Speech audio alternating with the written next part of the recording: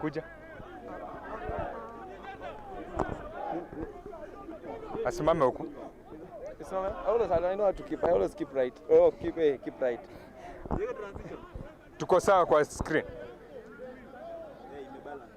Huyu jamaa si mnaona kunishinda. Hai, transition. Okay, good evening and welcome to Masinde Muliro grounds. Today being the third consecutive home match for Masinde Muliro University. They'll be taking on Daystar in a rescheduled kickoff fixture which will be coming live to you on Scrummage TV. Today I'm privileged to have Alan Kasiti here. He'll be helping us to dissect some of the things that we have. But first, last weekend we had a number of matches being played. Kabras picking a 48-13 win over Kenya Harlequin. Nondis losing 36-14 to KCB. Daystar picked one of the famous victories, beating Nakuru 36-14. And then we had obviously Impala picking a 23-20 over Strathmore Leos. So some of these results that were played last weekend, is there any result that labda ilikushtua? Mostly yenye ilinishtua sana ni ile ya Impala over Strathmore. I didn't expect that because Strathmore had a very good run of their matches. Whatever they gave Cabras, it was worth. Yeah. Okay, and then there was that match, Daystar obvious winning against Nakuru, a match that many also didn't expect it to go that way. You know, Daystar, they're doing something good. They have the consistency of their squad. They're not changing many players. Either you get in, they bring in Odongo, comes in, he goes out for the sevens teams. They bring in again, he joins in again, he goes out. I think the most changes is Odongo coming in and going out. Yeah, and for Nakuru, they're struggling. They're struggling a bit. Okay. Nakuru are struggling. Mmust were here and they managed to pick a famous win against their neighbors Kisumu Rfc, scoring 20 points early on in that match. So Daystar and Mmust come to this match after wins. Maybe what are your expectations now that you have players that you have mentored playing for both sides? It's fireworks here. It's fireworks. Whoever will shut his eyes out, is done. Whoever will switch off his mind, is done. Whoever will not take the set piece good, is done. Whoever will not play ball handling, the skill work, playing that the his best, is done.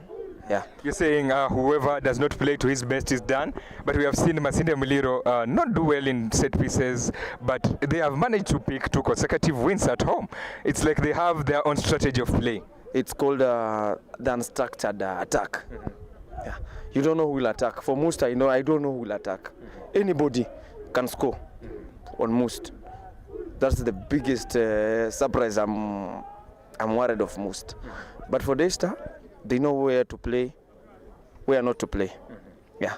Okay, that is what Alan Kasiti thinks, that most have an unstructured way of playing. And you can give us your thoughts on the comment section. Let us know who you think is going to win this match.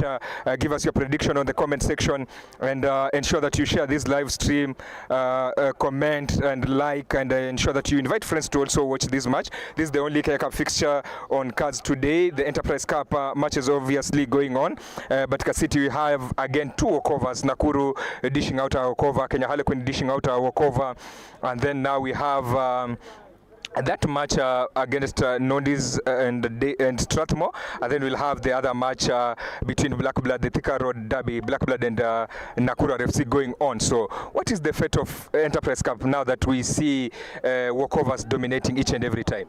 Like for me, these teams are struggling. There's no reason of you playing like you play today. Like this weekend you're playing Cabras at home. You know you are away. Then the following weekend again in Enterprise, you're still playing the same team away again. But is the privilege of Cabras maybe being champions? Not really. I think the fixtures at least they should balance. They should balance. Like you struggle. Like a team coming from Nairobi, you spend almost like, let me say, 500k for transport and accommodation. So in 2 games, that's 1 M down. Hey man. hata kama ni wewe. And at the end of the day, maybe there is no prize money. No So prize you money think there's need to restructure the competition? I think we were talking with Marlin Mukolwe on the scrum room sometime back, and his thought was maybe we pick randomly, like what is done in the FA Cup. We avoid the scenario that maybe the big guns, because you know the big guns finished in the top 4 last weekend, not last weekend but last season, and they find themselves again having home matches. So like you get Daystar, not Daystar but KCB are supposed to have matches almost until maybe the later stages. We have maybe when the Ugandans are coming in, it might be a mixture where they'll have to travel. But if you look at the previous season, like Kabras has not traveled for the last almost 4 seasons, apart from the final. So it is always easy, and you know, winning here in Kakamega has not been easy. Even for beating Mmust here has not been easy. Now talking about Mmust home run, they have won 2 matches in a row. Daystar also winning 2 matches at home. So these teams have done well at home, but again, looking at Daystar's form, we find that their match against they beat Kisumu almost 40 points. All their matches they have gotten those winning bonuses. And then we have that match against Strathmore where they lost by 3 points. So it means that they are putting in a good work at there in Athi River. I think Daystar wataki kwenda hata playoffs. Daystar, they just want to maintain themselves there, the same way, the same tactic where Bloods use it. You're not playing playoffs, but you are maintaining ourselves up there. Then on the fixtures, maybe if I take you back, for the fixtures, I think the Kenya Rugby Union should do something. Like, let's say, they should just support these teams. Fund these teams for their transport. Then after the transport, let the team cater for themselves, where they're going to sleep, what they're going to eat. Then the teams will honor the fixtures. Like right now, having an enterprise cup where you're having 2 walkovers, it's dangerous. What are we developing? What are we doing? In fact, in the round of 16, it was even worse. Only, I think, 2 matches going on, so it has been problematic. But I think now they need to change. But again, they should not change everything, because we saw like we are also having some walkovers in the Western Region ESS, because again the distance is bigger as compared to Nairobi, where teams maybe just meters away. Like for Nairobi, I will say it is between maybe Lubao and Vihiga or Chavakali. Yeah. But for where those teams are located, but for now, you find like a team in the Eric Shield has to travel to, like most has to travel to Nakuru. The senior side is traveling the other way. It has become also difficult for these sides to travel. Whoever made the fixtures for ESS, that guy did not want the team twos to play. Yeah. Why should you take, like, recently, Kabras was playing home. Then you tell their team 2 should travel to Nakuru or travel to Nairobi, play Kenya Harlequins. So these are two teams in one allocations. It's not logic. And somebody told me that some teams have a thin technical bench, and you must have a qualified maybe physio, strength and conditioning coaches on ground before you go for matches. So that is some of the reasons why it is becoming difficult for these teams to maybe honor these matches. But honoring matches aside, maybe I just want to get your thoughts on the 2 teams. Maybe which players are you looking forward to in this encounter from both sides, Masinde Muliro and Daystar? I'll be general on Daystar. They have a tight forward. But for Mmust, I'm going to check out from Veron, and they are number 8 and number 1. Yeah. Okay. Those are the lethal guys. Okay, Veron Kaburu was one of the top performers last weekend, as these guys went on to pick their 2nd consecutive win, helping them. They have Collins Goko, obviously one of the players who also did well last weekend, and they had Clarence Hope on their on their starting squad doing well as Bevan Okoth. So some of the players that did well for the Masinde Muliro side. For Daystar, they come at a time when a player like Augustine Owino managed a brace in their match against Nakuru, and their flyer, I think he was red carded, so Wambuga is coming back to the starting lineup. Maybe you just give me the lineup for both sides. I'll give you Daystar. We have Gaylord Ngasi starting. He'll be donning jersey number 17. We have Ezekiel Oweno at number 2. Kelly Benedict at number 3. Randy Otuoma at number 5. Ted Okwaro, Nathan Sindoli, Clinton Amukwachi, Emmanuel Maraka at number 8, and then we have Vincent Umroka at number 9, Eddie Wambugu at number 10, Arnold Agonda at number 11, Augustine Owino at number 12, Elvis Sande at number 13, Chris Obuya at number 14, and Paul Murwa at number 15. David Imani, he's among the subs. Jacob Ochola, we have Gavan Labai, Delvis Mukabi, Stephen Mohoto, Suspita Ndumia, and Fabian Onyango, and Samuel Masava. Looking at some of these players, by the way, a number of them have been with the Kenya under-20, and some of them have been coached by you. Okay, we have Vincent Muroka and Elvis Sande. They're starting. Then we have Clinton Amukwachi and then Tindoli. My friend, it's fireworks. They used to mean business here. They mean business. And having Wambugu at 10, oh my God. Wamekuja kuleta show. Wameleta show. Do you think maybe international experience pia inakuja kuwa very crucial for these students, especially in this compared to most unapata they have more international experience in them, especially watu wenye wamecheza under 20? Yeah, like ukiangalia pale kwa Daystar wako na Antoine Sindoli and Amukwachi. Then we have Gaylord, we have Agonda, we have Wambugu. They've played there. And most, pia wako. Mostly for the, I have not seen the squad for most, but I'll give me the squad. I'll tell you who's going to work. Yeah. Okay. Let me just read through the most squad quickly. Most squad.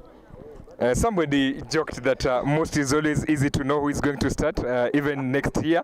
So we have Collins Goko starting at number 1 as usual, and then Hooker will have Eli Makotsi starting, Daniel Mukambi starting at tight head, and then locks we have Arnold Loluch and Alvin Maulo. Henry Njite will be starting on the left flank, and then we have Saidi Osieko starting at number 7. Number 8 we have Joshua Sudi, and then number 9 we have Veron Kaburu, Flavian Otio at number 10. On the wing we have Musa Mugandi, then we have center Moses Bulemi partnering with Clarence Hope, and then at number 14 we have we have Bevon Okoth, and then John Baraka is starting at number 15. So on the subs we have Ishmael Karanja, this time around moving to the bench, Victor Shikulu, and then Nelio Mkuba, Fidel Munyasia, Richard Ocheng, Philip Otsula, and then Desmond Kirwa and Donald Litali. Okay, for most the player I said Goko, we have Veron, we have Sudi, then we have the two Bevon and Clarence, then they are number 15 Baraka. Then on their bench they have Nelly Omkuba. The experience is there. He has played championship, so the experience is there. The playing time he has it. Then we have on their bench we have Don Ditali. Oh my God, there's a hard runner. He's a hard runner. Yeah, I saw him against Menengai Oilers for the ESS side, and he scored almost 13 points. Yeah, so he's coming in. I think the coach of Mmust has preserved him after Bevon has done his thing. Now we bring in Don to do the goal, and he's a good kicker too. Yeah, he's a good kicker. So Don is dynamic. I think that's why the coach of Mmust amemweka bench, a start off bench kwanza, angalia play venye iko. Like anaweza fit in multiple positions. Anywhere, the full back line. The full back line. Okay, so talking of that, Kasiti has already mentioned some of the players that he thinks are going maybe to bring their egg game in this, and maybe will be the people deciding this match or giving their biggest contribution. So you can also get your thoughts on the comment section. Who do you think is going to win this match? First half coming up, who do you think is going to lead the first half? Which players are you looking forward to in this encounter? Let us know on the comment section, and maybe will you mind to give us predictions? Kolo. Okay. Maybe for the first half, who do you think is going to lead as we head to because we'll be here during the halftime break again. So who do you think is going to lead in that first half? Daystar. Yeah. Okay. Now you can go and join the fans. Kasiti there on the screen saying he believes Daystar will take a lead to the break. Maybe we will be there to watch, and the big 40 minutes coming up. The squads are ready. If you can see the background, they've been warming up. Now they are changing quickly to come to the pitch. So those are the squads for both sides. And looking at Daystar, we have had that international experience. We have talked about maybe the experienced names in their squad, but most have not respected those names, or they have not respected names in the previous encounters that have been here. We saw them beat Impala here. We saw them beat Kisumu last weekend here, despite Kisumu maybe having a number of players that have won, have played Kenya Cup, have won Kenya Cup. Talk of Dan and Wech last weekend, but they managed to beat them here. So they know the home advantage is going to count if they have to survive, and that is what we are expecting from Masinde Muliro. So this is a very big encounter. Just to take you back, this is the first Kenya Cup encounter between these two sides. They have not met before in the top tier, because Daystar are playing Kenya Cup for the first time this season, having been promoted, and this will be, I think, their 7th match of the season in top tier. For Masinde Muliro, they are heading to their 38th match in Kenya Cup. So they have had a number of matches in this Kenya Cup. In this Kenya Cup, they have had that experience. And talking to John Asila last weekend, he said they are just taking a match at a time, because at the end of the season, they're not worried much about what will happen at the end of the season. All they want is to win their matches and build on that as they move. So we'll be waiting to see what they will be offering, and the cameraman can show us most as they move to the maybe the pitch. We also have Daystar there at the circle, so we have plenty of 40 minutes coming up here, and we expect that the weather will hold. As you look, it is a perfect weather because it's cool right now, so we're going to have a perfect weather for rugby. I don't know maybe why today the turnout is not that big as compared to the previous weekend, but this is the only Kenya Cup fixture, and we don't have any other Kenya Cup match in Kakamega, because or any other match in Kakamega, because the Enterprise Cup has been postponed. But now this is what we have. Obvious fans maybe still streaming in as time moves, so tune in. Remember to subscribe, like. We will be coming up with this first half commentary in the short period time.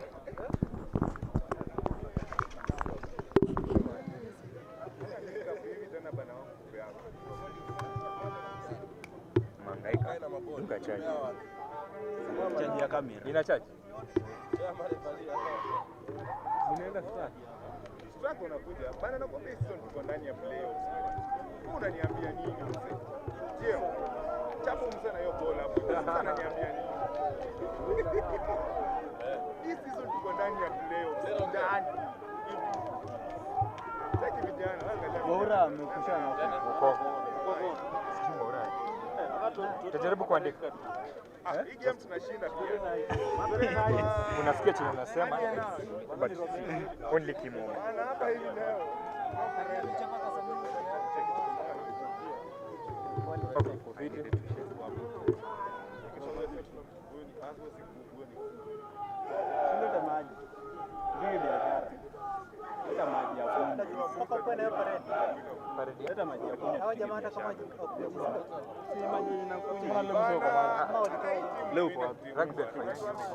Na unijenge hii reflector mzee. Kainde. Leo kwanza ile si sasa ni walingia ile tunaiona na nifunga huko. Sasa leo masa ingeje baba. Hapa. Na hii idea yako utatoa. Bora wapate moko. Okule hao. Haiko on. Watch. Watch. Sema aje. Last time experience yako hapa ilikuwa mbaya, lakini alipigwa hadi akamuka kurudi.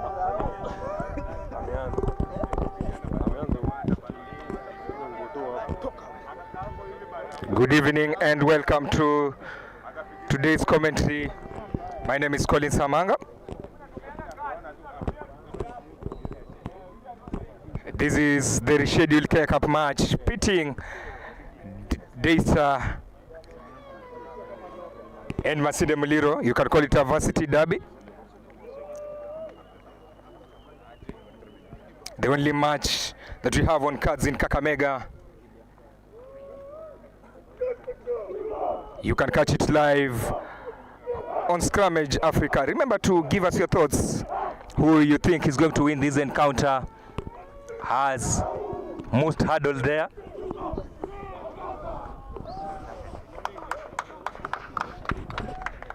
Has most hurdle there. We are going to have big 40 minutes here. Give us your thoughts. Who you think is going to win? Obviously, I gave you the lineups, but I can run you through quickly for Masinde Muliro.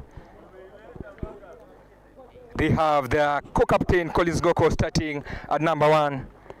And then we have Eli Mkotsi coming in at hooker, Daniel Mukambi at tight head, Arnold Oluoch, Alvin Maulo, Henry Njite, Saidio Sieko, Joshua Sudi completes the starting 8 at number 8. And then we have Veron Kabur, co-captain at number 9, Flavian Otio at number 10, Musa Mugandi at number 11, Moses Bulemi at number 12, Clarence Hope at number 13. And then we have Bivon Okoth at number 14, and John Baraka at number 15. That is the starting squad. The bench, you have Ishmael Karanja, Victor Shikuku, Nelio Mkuba, Fidel Munyasia, Richard Ocheng, Philip Otsula, Desmond Kirwa, and Donald Litali. For Daystar, they have also named their match as Amukwachi claims that ball. Just to give you the starting squad for Daystar. As they start an early attack, Gelud Ngasi starting at number 1. We have Ezekiel Oweno, Kelly Benedict, Randy Otuoma, Teddy Okwaro, Nathan Sindoli, Clinton Amukwachi, Emmanuel Maraha, Vincent Omuroka, and then we have Eddie Wambugu at number 10, coming in at number 10 for their flyer who was suspended last weekend. And then we have Agustino Wino at number 12, Elvis Sunday at number 13, Chris Obuya at number 14, Paul Murwa at number 15. That is the starting squad for the Daystar Falcons squad. Veron Kabur with the ball in hand has most get the scrum. This time round they are taking it to the left. Obvious, as Cassidy said, he expects a tight forward play by Daystar, and they managed to claim a scrum following that strong shove.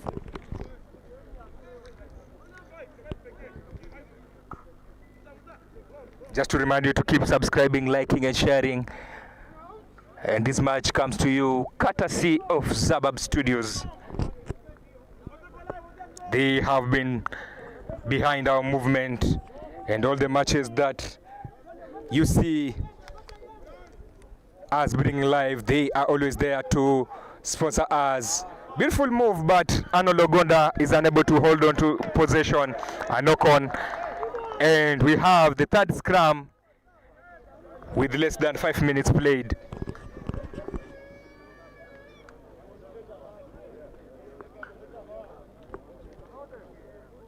This is a rescheduled K-Cup fixture.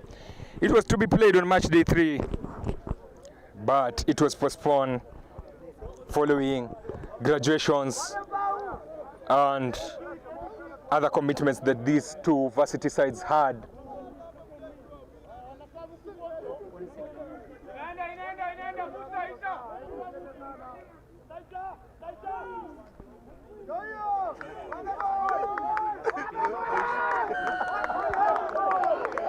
A penalty. It is becoming a tougher encounter for most, especially on the scrums, as Wambugu goes to take the 3 points. Early penalty. He knows the importance of building the scoreboard.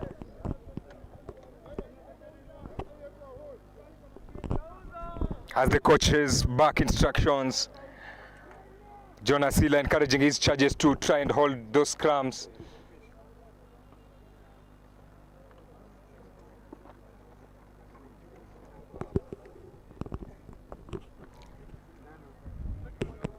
Give us your thoughts on who you think is going to win this encounter.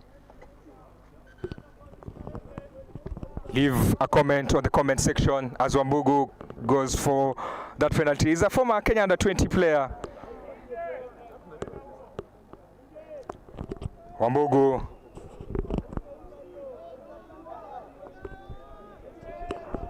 has been crucial for these sides in the past tournaments. He misses that kick, and we are still even here at most grounds. Flavor Notio with the ball in hand for that 22-meter dropout.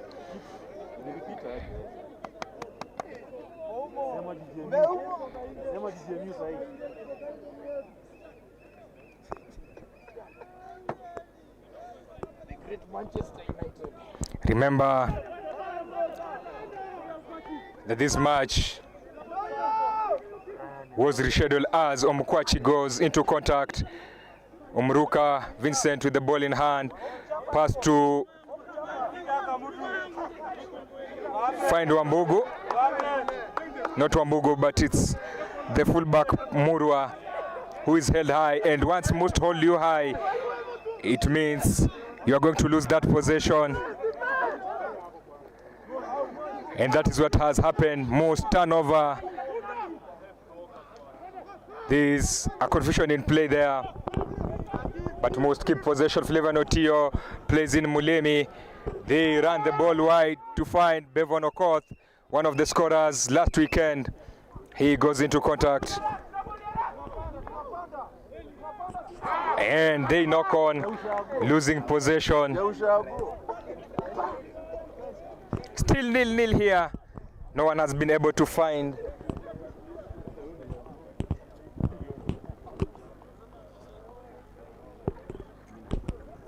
the back of the line. Oh, no one has been able to get those 3 points. Wambugu coming close, but he missed that kick.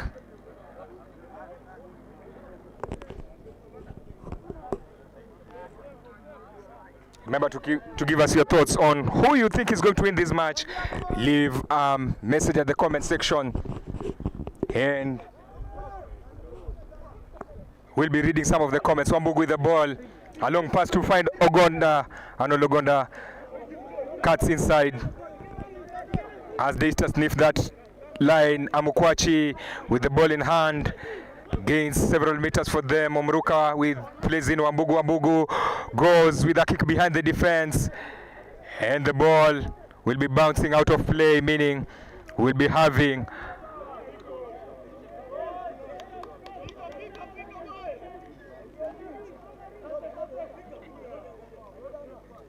going back to that spot where he kicked, the ball having gone out of play.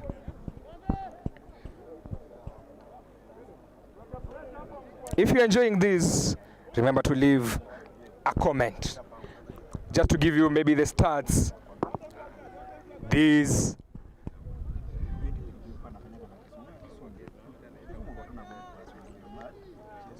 is the 4th meeting between these two sides.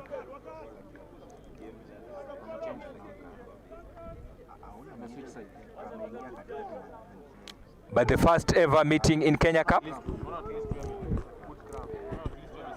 has most managed to hold on that. A good kick by most flyer Flavor Notio, and they have a line out just near the commentary booth.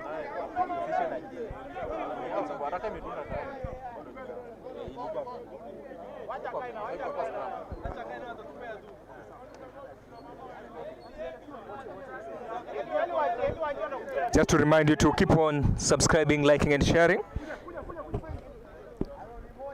And there are plenty of matches to watch on this channel if you are visiting for the first time from last season, from the start of the season. They steal that ball. Masinde Muliro playing in Sudi. Sudi with a big carry. Plays in Flavor Notio, and the ball is moved to the left side. The fullback there being manhandled. Flavian Otiyo with the ball, plays in his lock. Maulo has Collins Goko, the captain, plays in. Hope with the ball in hand. Musa Mugandi plays in his flanker. Masinde Muliro now this time round they are held high, and now Daystar managed to get a turnover. Ngasi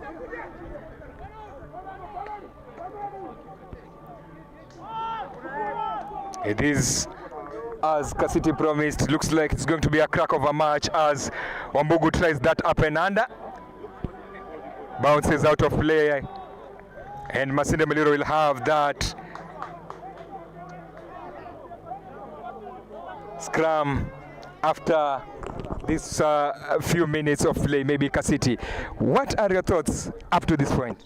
I just think my thought is most they should just hold. Just hold. Daystar, they're just punishing and putting a lot of pressure on most. So for them to just one guy to shut down and it's done. Yeah, that's whatever they, most should just hold and make sure they're playing at the right places. Their kicks will be accurate. Their attack should be accurate. They'll have this match. They have this match. Okay. At this point, we're still 0-0 with almost 10 minutes gone as they play in Bevan Okoth. Quickly taken by Flavian Otiyo. Flavian Otiyo, more numbers on the outside. Flavian Otiyo has an indecision. Collins Goko into contact. He's goes down. Ball taken by Veron Kaburu. Quick hands by Masinde Muliro, but the ball is tapped and fans are demanding for that yellow card. But the referee is cool on that. The referee is cool on that, not dishing any card.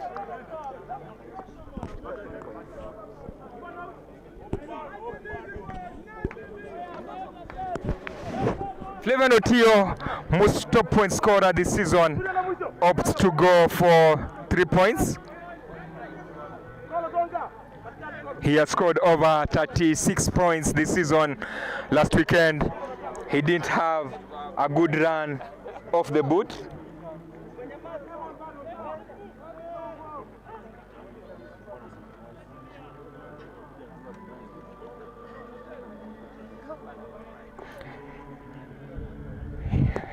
Today he'll be hoping to change that as he goes for those 3 points. His kick is out, so we have 2 misses here from Wambugu and from Flavian Otiyo.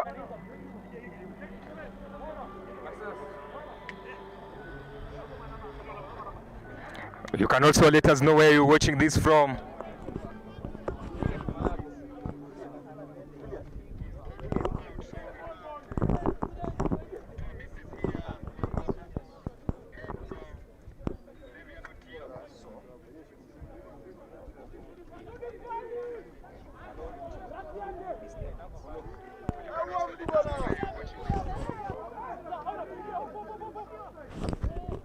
Okay, some of the comments on the comment section. Escanor says most wins. Karis Njiru believes Daystar is going to win this. Keep the comments coming. I'll be reading some of them as we move in this encounter. Bevan Okoth with the ball, tackled by Omuruka.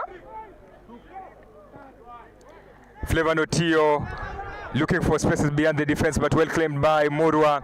Now it is Daystar attack.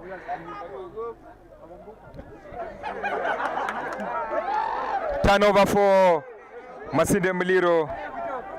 Veron Kaburu, the ball in hand, plays in his lock, who goes into contact with that good play, and the referee penalizes most for not releasing the ball.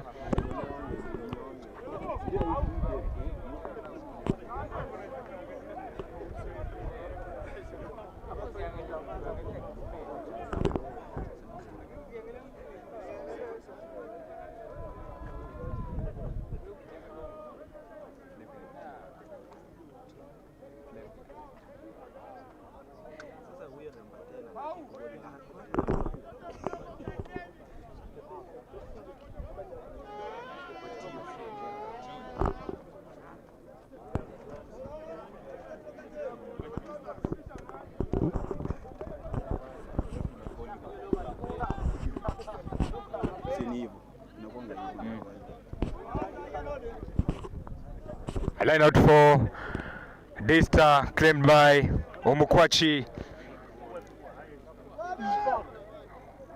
Most players sent down by the Daystar lock, donning jersey number 5, as they run the ball to the Agustino Wino, one of the key names in this squad also.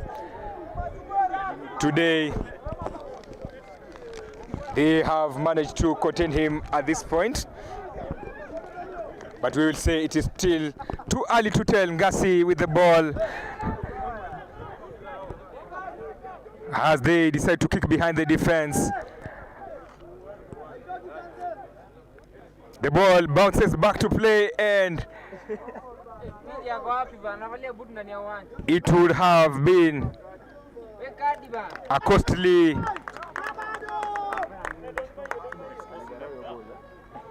it would have been a costly one. That bounce of the ball is always tricky, and it costs most as they concede a scrum at a point where they are doing well in terms of scrums. Daystar, just to give you the head-to-head before that scrum on your screens there, these two sides when they met in the championship, Masinde Muliro has been the strong one, winning the first encounter 33-12, and later on won 18-3 here in a match that was met by heavy rains, and later on went on to win 29-20. Daystar are in for the opening try, and it will be Agustino Wino who will be going over for that opening try. Agustino Wino.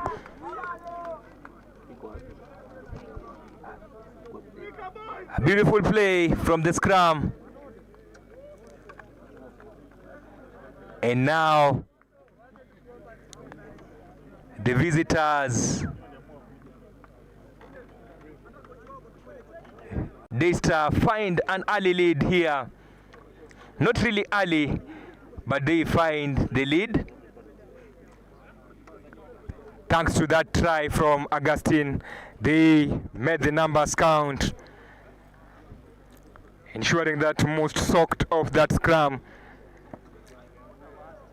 But Wambugu misses the second kick. Seems he did not carry his kicking boots today.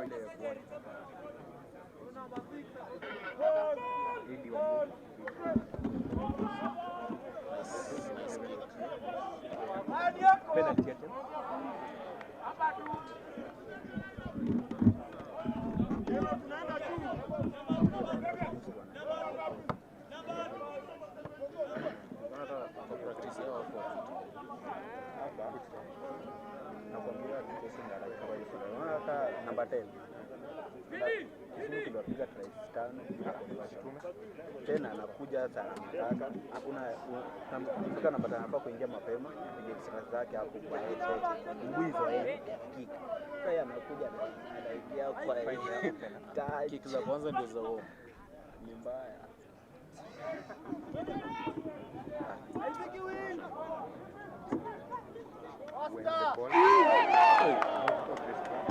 Tena anakonga na ua.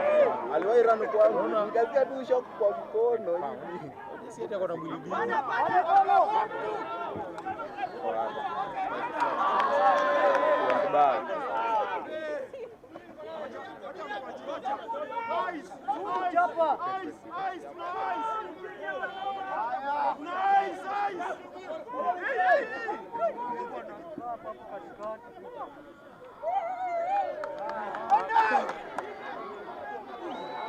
Ameingia kwa hapo down. Ice, elbow, tuna ice, ice. One power. Ice.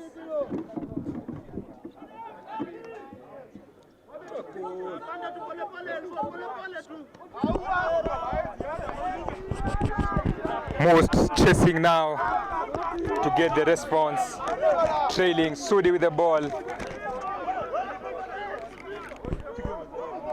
They know they have to find a perfect response to this. Clarence Hope, who bagged a brace last weekend, goes into contact. Bevon Okoth goes down. Rack secured by, not yet secured. They, however, milk a penalty there. Which decision do they go with? Fans slowly turning up. And they decide to go for 3 points. Both teams know how important it will be to win this encounter. They come to this, all of them off the relegation zone, and they know winning this will be special for them because it will move them meters away from the relegation zone. Already must have 2 games in hand, but are almost a point above the zone. They have already won 2 matches at home this season. Same to Daystar. Daystar yet to pick the away win. And he puts back, that is Flavian Otio, their top point scorer this season, with a long range kick. Now,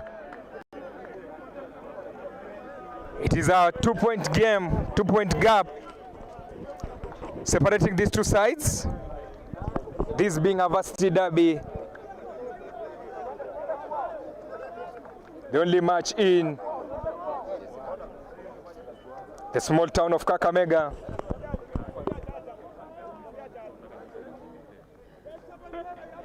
The only match in the small town of Kakamega with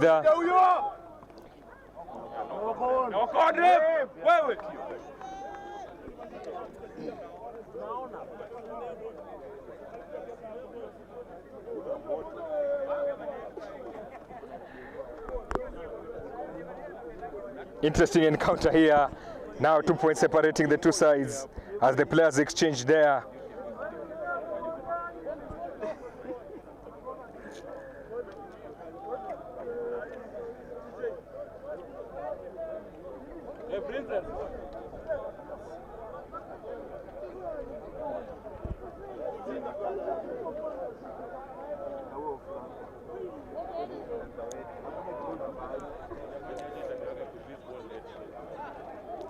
Most have more numbers on the outside. They play in Bevon Okoth, who cuts inside, gains several meters for the students.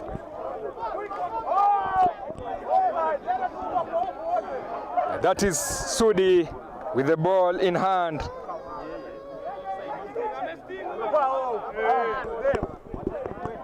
Still,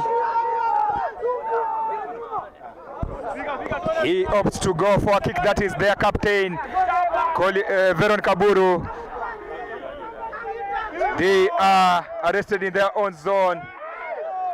This encounter is experiencing some big moments from the players as most lose possession.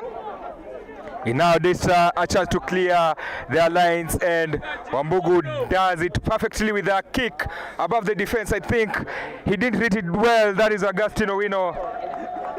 He didn't read it that well.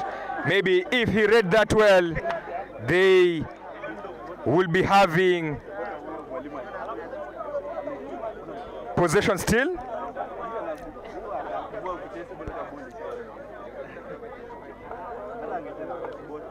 These 2 sides last met in the KRU Championship final at Kakamega Showground. That was last year in around April, and It was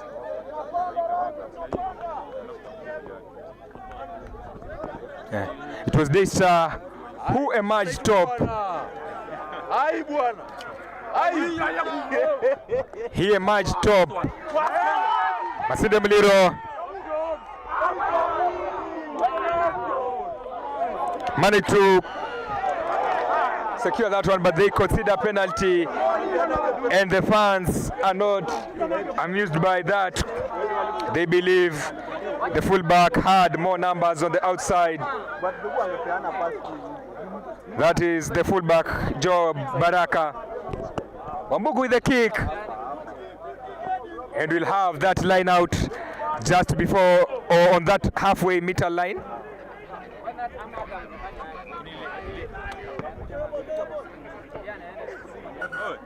If you're just joining us, this is the Kenya Cup encounter pitting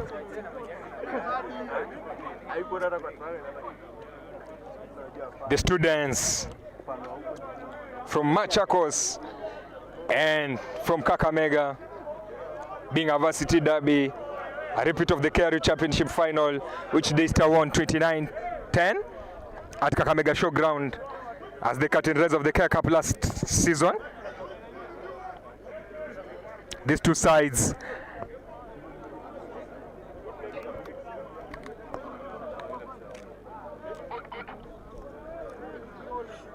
finally being promoted to Kenya Cup, Mmust for the second time.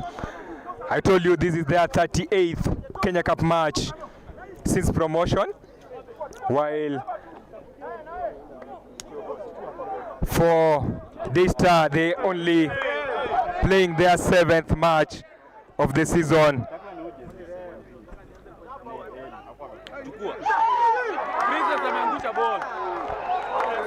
Penalty for the students from Kakamega, and they are happy with that. Veron Kaburu pointing at the posts. They know that they need to lead in this match at home. And in rugby, any point matters, especially in the 15th game. Continue giving us your thoughts on who you think is going to win this match. And I'll be reading some of the comments.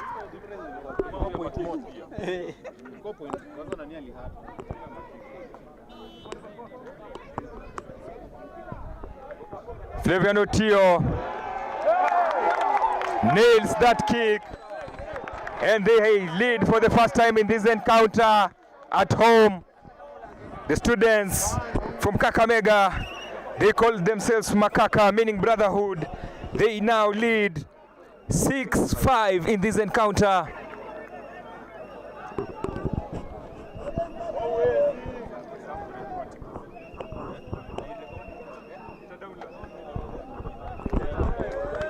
Now, Masinde Muliro lead in their backyard, a place where they have won 2 in a row, I mean.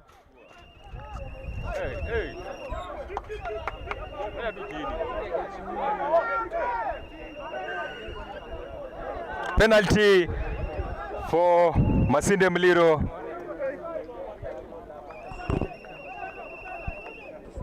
Being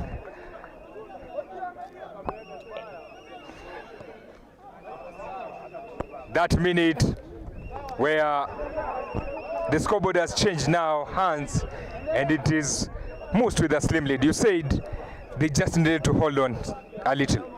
The same thing I'm still saying. Mmust should just hold on. Hold on. Hold on. They'll get the win.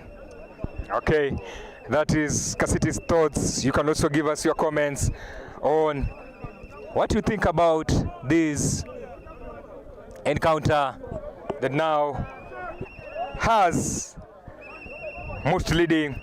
A line out claimed by Daystar. Referee allows play to go on.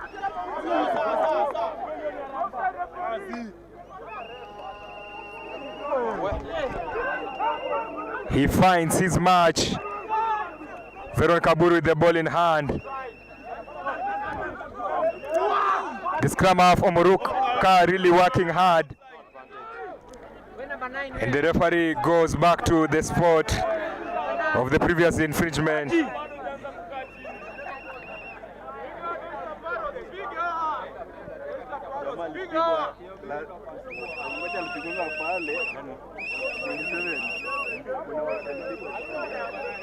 In the Enterprise Cup, Nondis are leading 8 points to 0 against the students Strathmore with 32 minutes played.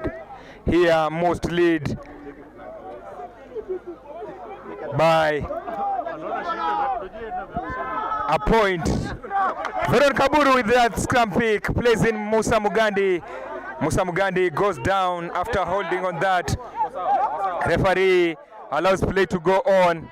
Omuruka with the ball plays in the hooker as this encounter continues to heat up. Daystar trailing by a point. They know any point will see them go ahead because all they can get right now is 3, 5 or 7.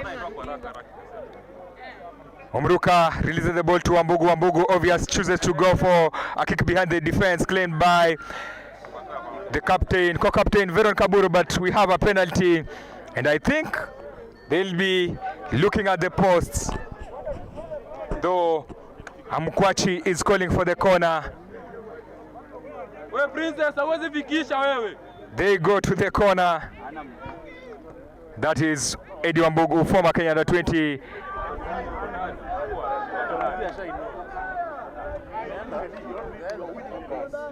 Former Kenya under 20. A fly up there, Eddie Wambugu.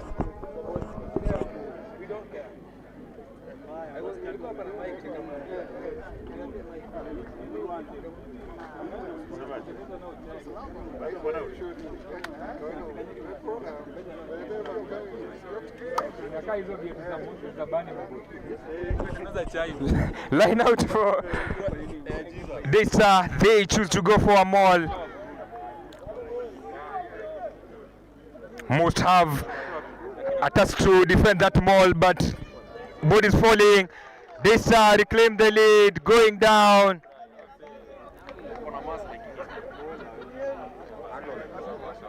For that try. Is there a hooker?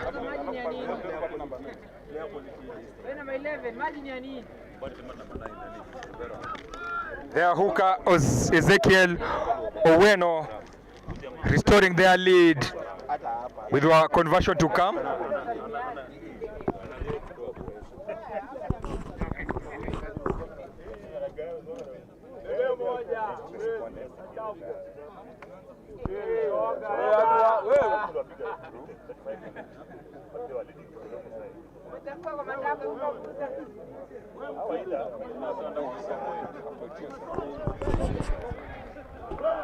Eddie Wambugu with another miss. 3 kicks missed. Ezekiel Owino scoring their second try of this encounter. It was Agustino Owino who scored the opening try.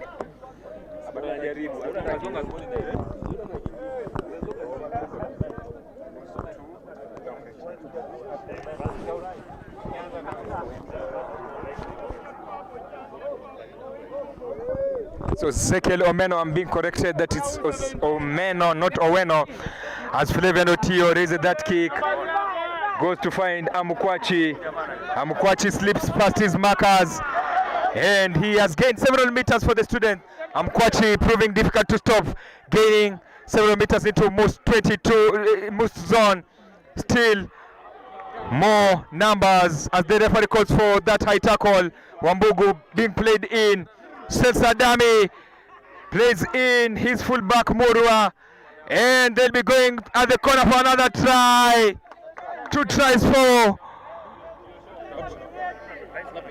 Daystar. 2 quick fire tries by Daystar, and Mmust cannot believe what has happened to them as that try counts. I think the coaches won't be happy with how that try has been scored. Just after the restart, they concede. And Wambugu will be attempting to have that kick.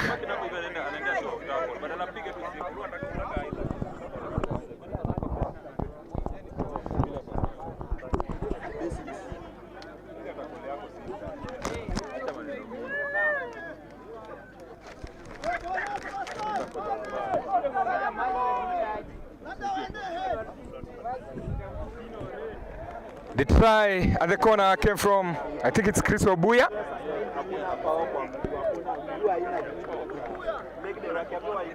Wambugu misses that kick.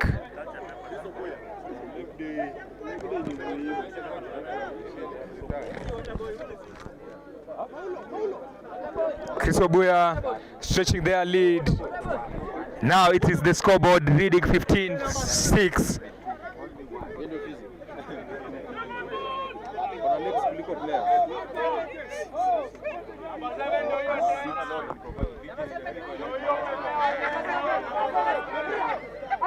Sasa unangojea mtu sasa ball wa rip kwa jaribu kurip gani hii hapa hivi hiyo ball Mmust amemwei alishaenda yeye anaangalia mtu pale ange contest yake yule jamaa alisharuka na contest ya pass offer line arudisha hiyo alikooni pandisha Selsa Adami is the fullback. Job Baraka plays in. Musa Mugandi, who kicks behind the defense to find Paul Murwa. Paul Murwa plays in Eddie Wambugu. Eddie Wambugu with a kick to find the spaces behind the defense, but it's made by Flavian Otio. Flavian Otio now plays in Bevan Okoth, who is tackled. Most claim a penalty there. And what response do they have?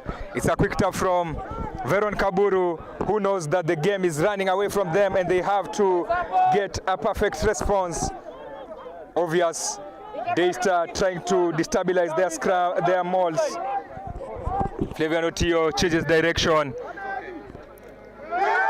A man is sent flying by Mmust Lock, who gains meters of loss to find Clarence Moses Mulemi. Veron Kaburu with the ball in hand, plays in Flavian Otio on the upside. And Mmust are almost there. He scores, Flavian Otio, to bring back Mmust in this game. We have a game here. We have a match here. Daystar scored 2 tries. Mmust have responded. Flavian Otio with the T, ready to try and add 2 points. We have a cracker of a match here. Both teams know the magnitude of this match. They know the importance of this match. They know that it is among the matches that might decide their fate at the end of the season. Flavian Otio cuts a fig of concentration. He slices the ball on the sideways, but the ball does not go through. Remember to leave us a like. Remember to comment. Remember to invite friends to also watch this encounter. And remember to also subscribe to Scrummage Africa. More matches to watch, other matches available to watch on this channel after this, be it previous matches. If you are in need of a documentary, you can watch the Mmust documentary when they are promoted to Kenya Cup.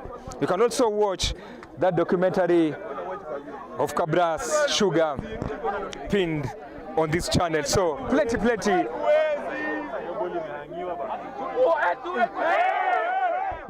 Agustino Wino.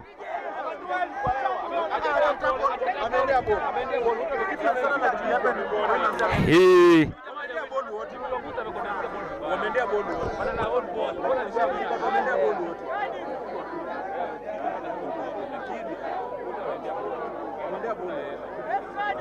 a decision that everybody has his own way of thinking. Agustino Wino was the man going for that ball. If you can eavesdrop, you can hear the fans. Every fan has opinion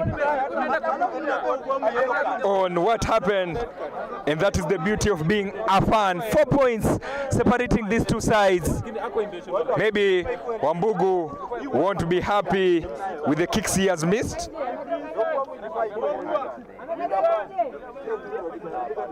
The beauty of being a fan is you always know, you can always give your opinion, even if it does not matter.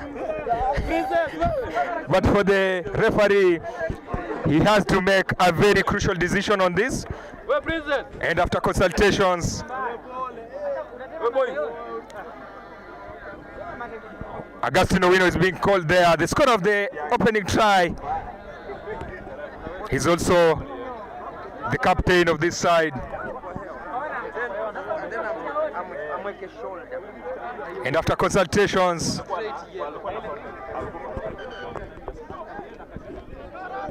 there is nothing, no card being unleashed. Some of the comments.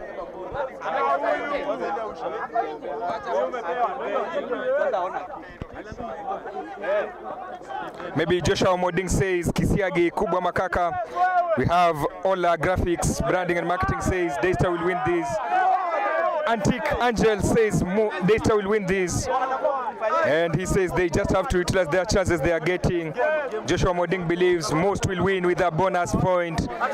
We also have Orlando Javan who believes most will win.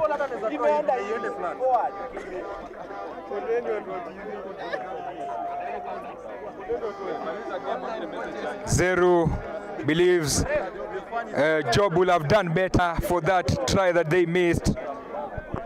And then we have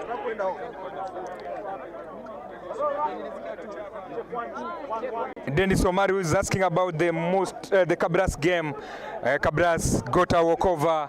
Their coaches and players are here enjoying this encounter as the fans continue to turn out in numbers. Proper rugby match here.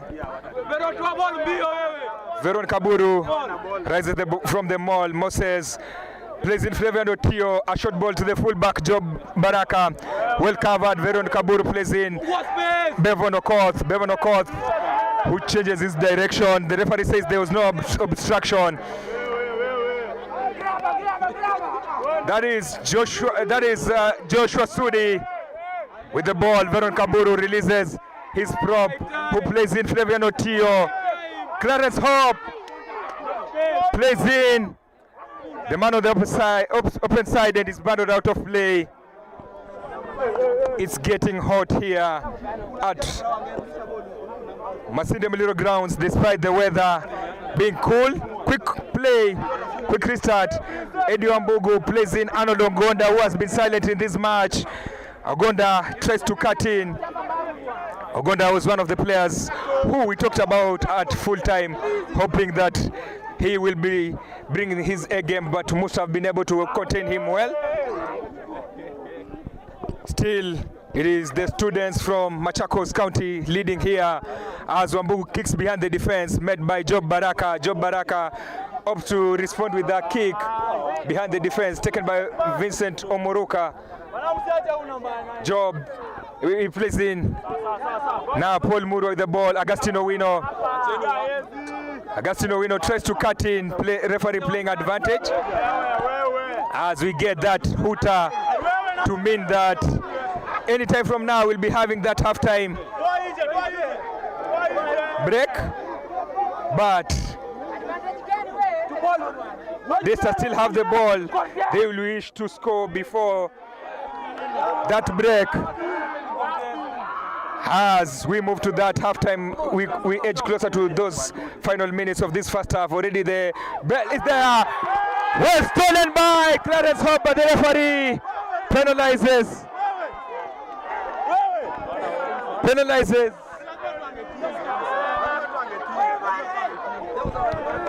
Mmust, oh my, Clarence Hope, who scored last weekend, had a perfect intercept for these guys, but the referee was playing advantage.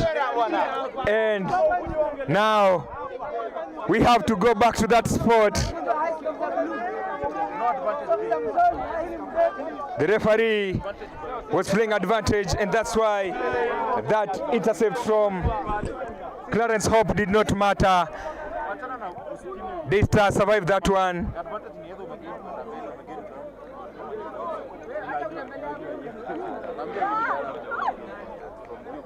What a match.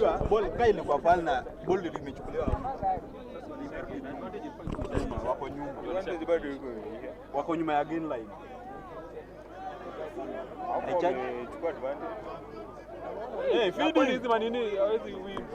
Now Daystar scored from a maul. They hope to do that again.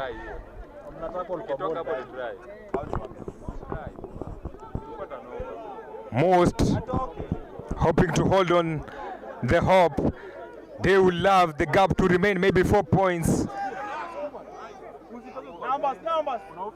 They try to play, and they will need to be disciplined here. They will need to be disciplined here because an advantage in 22 never ends. Omeno, the scorer of that try, goes into contact. Now Daystar know they have to come back closer to those posts because it will be very crucial. Plays in Sunday on the outside. Agustino Wino. Not yet. Still holding on to hope is Mmust. Still hoping to score is Daystar. Referee playing advantage.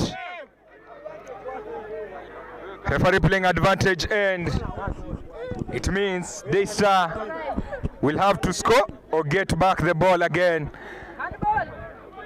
Referee still playing advantage. It's getting hot here. They play to the outside. Agonda with the ball in hand beats his first man. He's driven outside of play, but will be going back to that advantage. Any disruption of play, Mmust steal it, and we go back.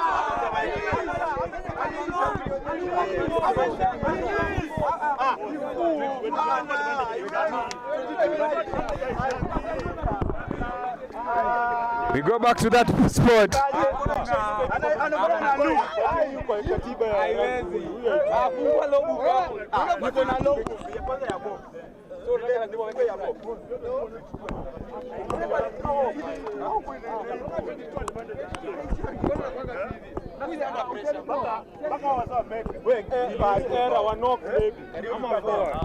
We go back to that spot. Continue sending the comments. We'll be reading them in a short span.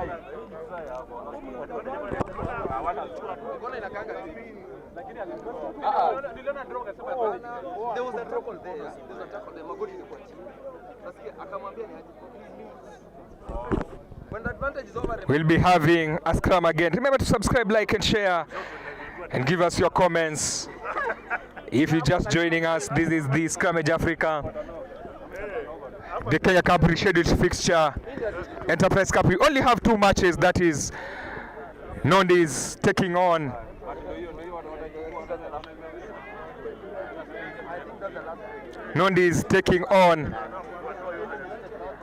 Strathmore. And Mmust managed to get a turnover. Veron Kaburu kicks, boots it behind the defense, taken by Murwa. Murwa with the ball. Any stoppage will mean that we'll be going for that break, but Mmust survived that onslaught by Daystar. Now Daystar have to work their way back. They know they have to remain disciplined. Mmust also know they have to be disciplined.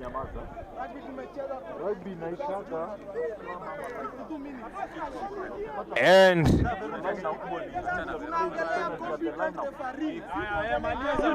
The ball is kicked out of play.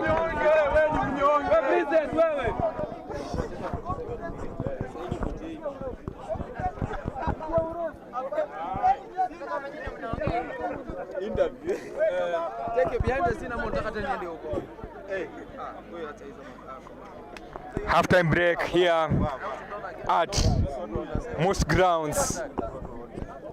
As Kasiti said, he said it will be Daystar leading at halftime.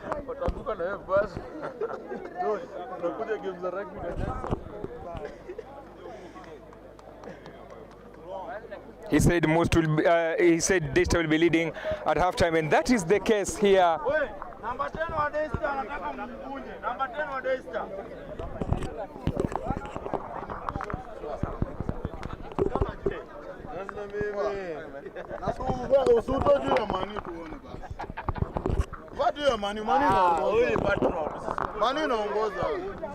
That is the case here at Mmust grounds. Alan Kasiti,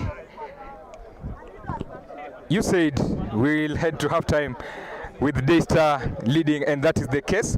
But during the behind the scenes, you said Mmust just have to hold on, and they got this match. Yeah. As it coming to the second half, and the first half, as I said, Mmust will hold on. Because Daystar, I think they arrived yesterday, so there's a fatigue. There's a fatigue from them. Then mostly whatever Mmust will do, play at the right places, and then don't let the ball go down. Let them play wide, they'll have the win. Then for Daystar, they're doing the right thing. Let their forwards work for them. As their number 9 has the quick balls, then out. Yeah. Seems something that I noticed, maybe you can move just a meter here. Something that I noticed is the scrums. I think Daystar started strongly, shoving a number of them, in fact getting a penalty from the first one. But that has been the case. Mmust has not been dominant in scrums this season. So do you think these guys can have or can make that advantage or dominance in scrums work for them? Okay, Mmust is coming in the second half, where they're going to make the scrum so scrappy, so strong for them, because they have the advantage of their field. They know their field. Then for Daystar, they need to hold on. They need to hold on. Their gases in. Let them hold, and then play out. Because from the last quarter, I've seen Daystar, so their fatigue coming in. You see Amukachi going down, watching players play as his teammates play. So hard runs from Mmust, making Daystar get tired. Yeah. The only thing I need Mmust to do, make Daystar get tired. Okay, something that I noticed, especially the span between two tries, the first try and the second try, you'll notice that after Augustine from the scrum, obviously they ran the ball to the left and Augustine was unmarked, scored that easy try. Then from the restart, Amukwachi takes it, again they score an easy try. Maybe most coach will be disappointed to concede those two tries in quick succession. It was in a span of 2 minutes. 2 minutes, you have been scored, you come back for a kickoff, you get scored again. I think there's a lapse on the both teams. There's a lapse in the last quarter where Daystar let in an easy try from Mmust, then Mmust let in an easy try for Daystar again. There's a lapse in the last quarter. The last 10 or 20 minutes, there's a lapse of the two teams. Okay. Fatigue coming in, and then one teammate losing